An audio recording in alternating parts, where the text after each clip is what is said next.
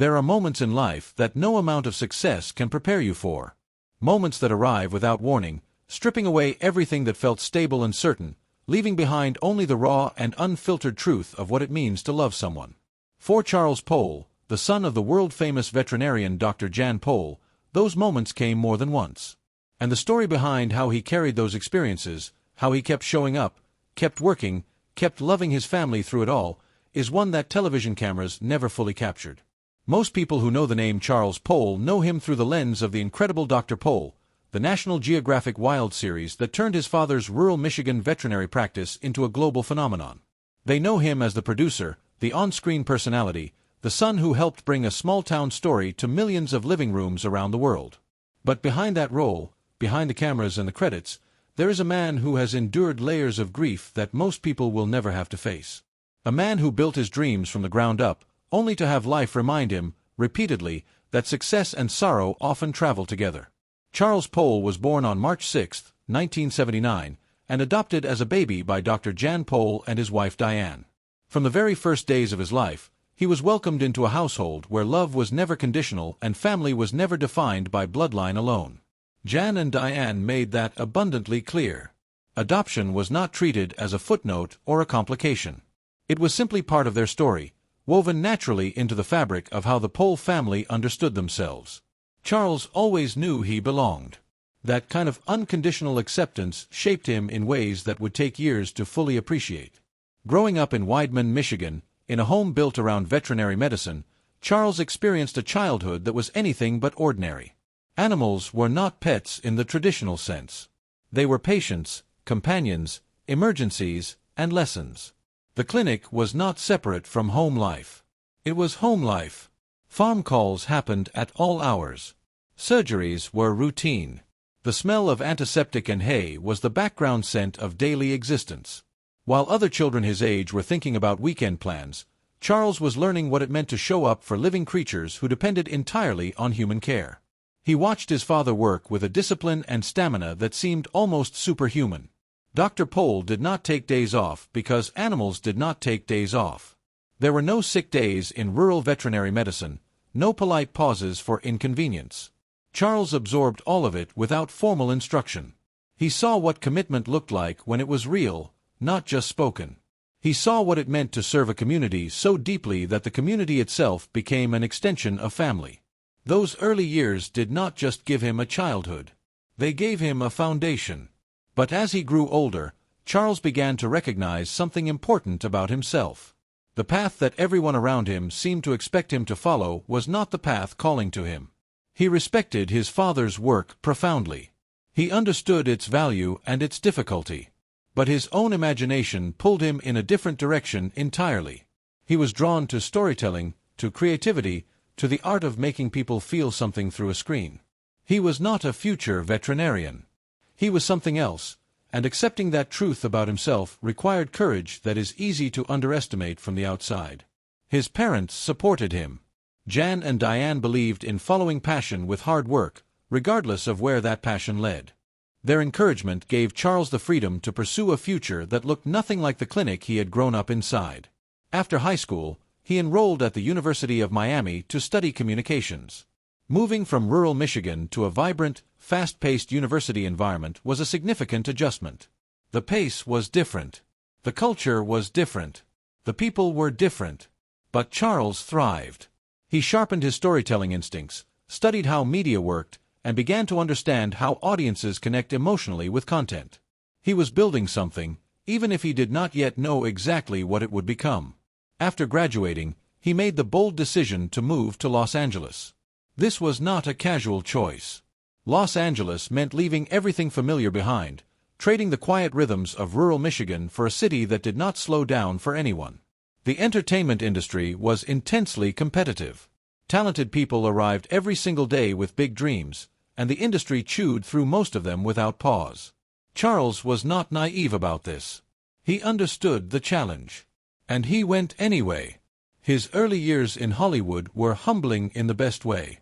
He started at the bottom, taking internships and assistant roles, doing the work that no one noticed but that everyone needed done. He interned with Sidney Pollack, an accomplished director and producer whose understanding of storytelling and leadership left a deep impression. He worked alongside other experienced professionals, watching how high-level productions were organized, how creative ideas were translated into structured plans, how teams of people were coordinated to produce something that felt seamless to the audience. These were not glamorous experiences, but they were invaluable. He learned that storytelling was not just about having a good idea. It was about discipline, timing, structure, and collaboration. It was about knowing your audience and understanding what keeps people emotionally engaged. He learned production logistics, budget management, and the art of narrative pacing. Slowly and steadily, he built the kind of expertise that no classroom alone could provide. And somewhere during those years in Los Angeles, an idea began forming. The most powerful story he could tell had been waiting for him back home all along. In 2011, after pitching the concept to National Geographic Wild, The Incredible Dr. Pol premiered. The idea was straightforward but quietly radical. Real rural veterinary medicine, no scripts, no manufactured drama, just the genuine daily work of a dedicated small-town vet and the community that depended on him. Executives had doubts. Rural farming life was not considered typical television entertainment. But Charles believed that authenticity was the show's greatest strength. He was right. Viewers connected immediately with the cases, the characters, and the honest portrayal of life in central Michigan. Ratings grew, and the show became one of the longest-running and most beloved series in National Geographic Wild history, ultimately running for 24 seasons before concluding in 2024. Charles served as both executive producer and on-screen presence, balancing creative control with personal involvement. The father-son dynamic that viewers saw was not performed. It was real. Jan and Charles genuinely navigated their relationship on camera the same way they did off it. Their conversations were natural, sometimes serious, frequently funny, always rooted in genuine respect. That authenticity was something no production team could manufacture. It came directly from the years Charles had spent watching his father work and learning what real dedication looked like. During this period of professional success, Charles was also building his personal life in deeply meaningful ways. He reconnected with Beth Oakes, a childhood friend, and their relationship developed with the kind of steadiness that comes from knowing someone across the long arc of time. They married in 2018, and the foundation of their partnership was trust built over years rather than the rushed intensity of a new romance. In October 2019, their daughter Abigail was born, and 2 years later, in July 2021, their son Silas arrived. Fatherhood changed something fundamental in Charles. It deepened his understanding of what mattered most and sharpened his sense of responsibility in ways that success alone never could. But 2019, the same year his daughter came into the world, also brought a devastation that no amount of preparation could have softened. In September of that year, just weeks before Abigail was born, the family received news that stopped everything. Adam James Butch, the son of Charles's sister Kathy, died suddenly at the age of 23. Adam had graduated from Michigan State University and was working as a certified pharmacy technician. He was young and bright, described by everyone who knew him as warm and full of energy. He had been a presence in the Pol family for his entire life, part of holidays, part of ordinary days, part of the living texture of what it meant to be a Pol. His death was not the first tragedy Kathy had faced. In February 2016, her husband Gregory Butch had passed away at just 50 years old after a long battle with cancer. The couple had been married for nearly 21 years. Kathy had already walked through one of the most painful experiences a person can endure, rebuilding her life after losing her husband while raising her children. And then, 3 years later, she lost her son. The weight of that is almost impossible to put into words. For Charles, watching his sister carry that kind of loss while simultaneously becoming a father himself created an emotional complexity that few people ever have to navigate. The family chose to grieve privately, away from the cameras and the public narrative that surrounded the show. Episode 11 of Season 15, titled Little Pol Peep, aired just 3 days after Adam's passing. The family said nothing publicly during that episode. They kept the show focused on veterinary work, honoring their professional commitments even while privately absorbing an unimaginable blow. The episode credits later acknowledged Adam quietly, listing him as a beloved son, grandson, and brother. That quiet acknowledgement said everything about how the Pol family operated during times of pain.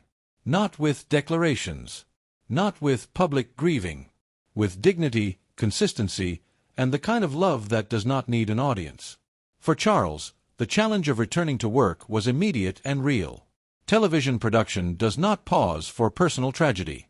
Filming schedules continue, editing deadlines remain, and creative decisions still need to be made.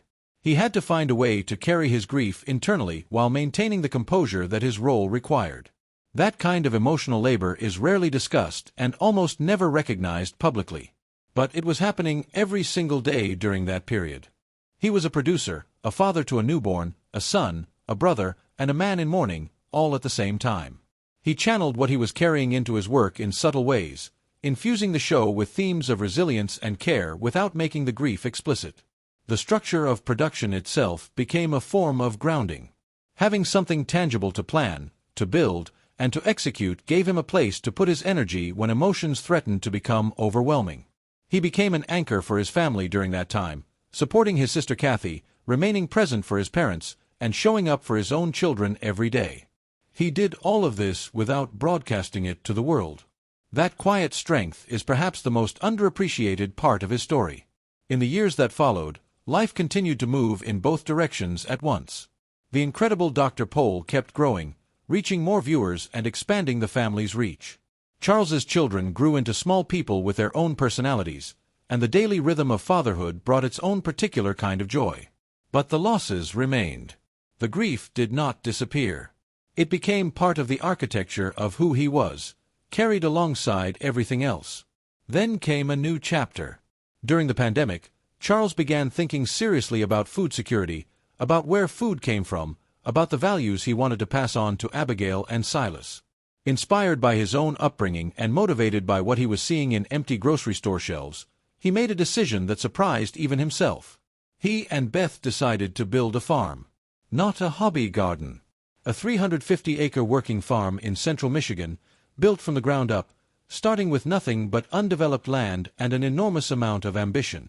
In January 2024, the incredible Pol farm premiered on National Geographic Wild, documenting the family's efforts to build that farm alongside 3 generations of the Pol family. Charles, Beth, their children, Beth's brother Ben Reinhold, and Dr. Pol himself all appeared in the series, each bringing something different to the project. Charles was not playing a skilled farmer. He was genuinely learning, sometimes comically, occasionally painfully. During filming, he was involved in a terrifying accident on a farm call that required the whole family to rally together. He recovered, and the farm kept moving forward. That willingness to be seen struggling, to fail publicly in the service of something meaningful, reflected a maturity that only comes from having already walked through real hardship. The new show captured something that the original series could not quite reach. It showed Charles not as a supporting character in his father's story, but as a man creating his own. A man choosing intentionally to give his children the kind of rooted, animal-filled childhood that had shaped him, even knowing that farm life is unpredictable, expensive, physically demanding, and nothing like it looks on paper. He did it anyway, because he understood, perhaps better than most, that the experiences that form a person are worth protecting, worth building, worth passing on. The story of Charles Pol is not the story of a man who had it easy and smiled through the cameras. It is the story of someone who chose a path that required real courage, who built something meaningful from scratch, who loved deeply and lost painfully, and who kept showing up regardless. It is the story of a family that experienced joy and devastation in almost the same breath, welcoming a grandchild in the same season they buried a grandson. It is a story that most viewers only know fragments of, because the Pol family has always been careful about what they share with the world. What the cameras showed was the charm and the warmth and the work. What they could not fully show was what it cost. The early mornings in Los Angeles when nothing was going right. The weight of a production schedule running alongside private grief. The quiet decision to keep going anyway, not because it was easy, but because the people who depended on him needed him to. That is the part of Charles Pol's story that deserves to be told. Not to diminish the success, but to understand it fully. Because the success means something different when you understand what it was built on top of, and what it endured along the way.